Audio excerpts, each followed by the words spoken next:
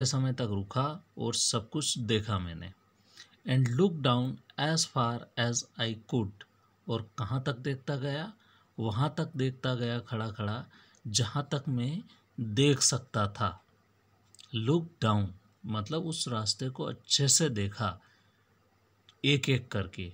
One as far as I could to where it bent in the underneath. कहाँ तक गया मैं देखता देखता, मतलब निगाहें कहाँ तक गई मेरी, वहाँ तक जहाँ तक कि वो रास्ता मुझे दिखना बंद नहीं हो गया। मतलब वो जंगल में नीचे की तरफ दोनों रास्ते, आपको पता होगा कि घाटी जैसा था वहाँ पर, तो वो रास्ते डिसअपियर हो गए, दिखना बंद हो गए। वहाँ तक जहाँ तक नज़र जा रही थी वहाँ तक उसने देखा दोनों रास्तों को बड़े गंभीरता से, ताकि उसे पता लग जाए कि हमें कौन से रास्ते पे जाना है। तो रास्तों का मतलब यहाँ पर चॉइसेस है। लाइफ में अलग अलग चॉइसेस होती है हमारे भी सामने।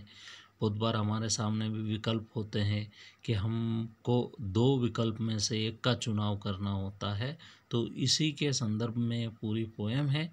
ये आपको इसलिए पढ़ाई जाती है कि आप भी निर्णय लेते वक्त हमेशा अच्छा निर्णय लें और सोच समझ के लें, क्योंकि निर्णय ही होते हैं जो कि ज़्यादातर लाइफ में आखिरी में प्रभाव डालते हैं। फिर क्या होता है, then took the other as just as a fair. फिर मैंने क्या किया, कवि कहता है कि दो रास्ते थे जंगल में। आप ज़रा देखिए, ये दो रास्ते हैं और यहाँ पर पोएट खड़े हैं और दोनों देखना चाहते हैं वो रास्ते। अच्छे से देख लिए और ये आखिरी में ये रास्ता आपको दिख रहा होगा, डिसअपियर हो गया, दिखना बंद हो गया। ठीक है, तो वहाँ तक इन्होंने दोनों रास्तों को देखा और फिर डिसीज़न लिया उन्होंने एक रास्ते पर चलने का।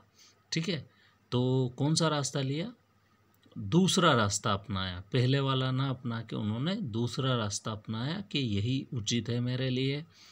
And having perhaps the better claim, और कवि कहते हैं यहाँ पर कि शायद यही रास्ता मेरे लिए ज़्यादा अच्छा है, इस बात का क्लेम करते हैं वो, इस बात का दावा करते हुए।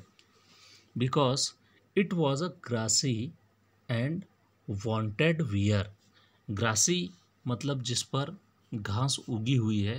कवि यहाँ पर कहना चाहते हैं कि ये रास्ता जो है पूरा ग्रासी है, मतलब इस पर बहुत ही कम लोग चले हैं। वांटेड वियर का मतलब बहुत ही कम लोग इस पर चले हैं, मतलब इस पे किसी ने अपने कदम नहीं रखे हैं। शुरुआत में ऐसा प्रतीत हो रहा था कि उस रास्ते पे कोई नहीं गया है।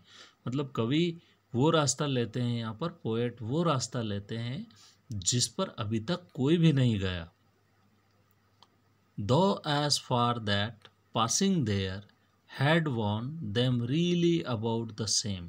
पर उसके यद्यपि उसके बाद में थोड़ा मैं उस रास्ते पे चला तो मुझे लगा कि इस रास्ते पर भी लोग तो निकले हैं और दोनों ही रास्ते मुझे कैसे लगे हैं, सेम ही लगे हैं।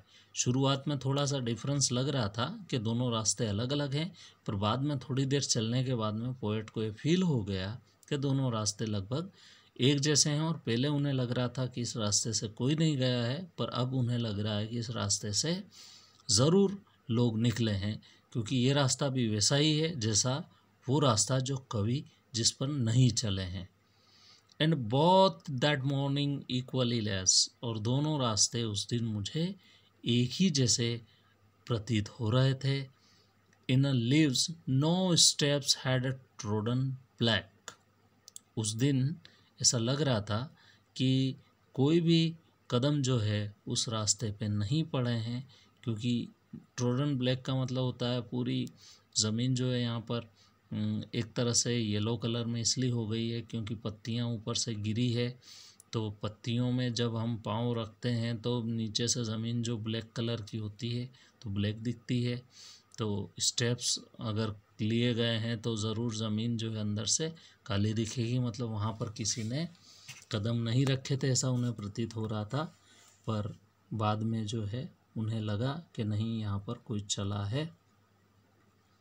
ओह I kept the first for another day, और मैंने सोचा कि जो पहले वाला रास्ता है जो मैं नहीं चला हूँ या जिस पे मैं नहीं चल रहा हूँ, इस रास्ते को मैं फिर कभी चल लूँगा। ठीक है। तो उस एक रास्ते को आगे के लिए उन्होंने रिजर्व रख दिया कि फिर कभी आएंगे तो इस रास्ते पर चलेंगे। Yet knowing how way Leeds on two way, ये जानते हुए कि कैसे एक रास्ते से अनेकों रास्ते बनते हैं। जैसे कवि यहाँ पर एक रास्ते को अपना लिया उन्होंने, आगे चल के इसके भी दो रास्ते हैं, फिर दूसरा रास्ते में से एक और रास्ता बन गया है, और फिर आगे ऐसे चल चल के एक रास्तों के कई रास्ते बनते हैं। कवि को ये बात बहुत अच्छे से पता थी, पोएट इस बात को जानते थे।